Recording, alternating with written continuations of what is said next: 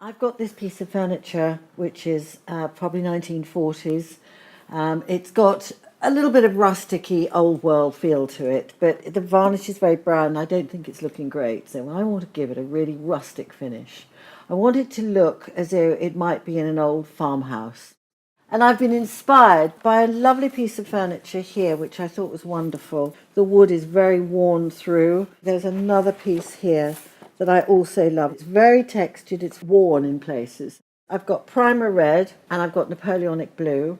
So to get this rustic look, I'm going to use my bristle brush. Natural bristle has got split ends and it allows lots of expression. For this, it's perfect because instead of it going to a hard end, it's flared out, so it's got a lot of texture. It bends, it's very flexible.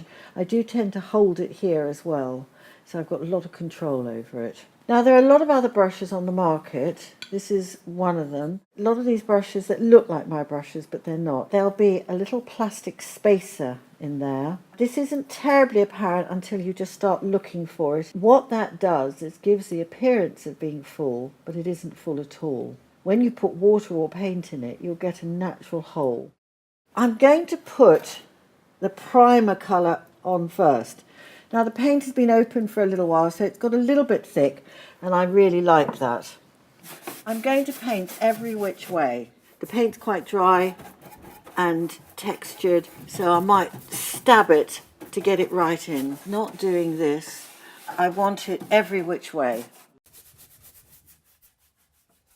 So the next stage is for me to paint a second coat. I could now wax it and sand it, and to give it a really rustic look, sanding very hard, or sand it before I wax. I'm not going to do any of those. I'm going to give it a coat of Napoleonic blue. The brush is a little bit damp because I've washed it, and I quite like that because it makes it flow a little bit more easily.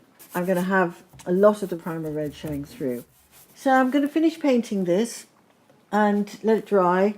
And then in my next video, I'm going to show you how to wax it and sand it for a really great rustic finish.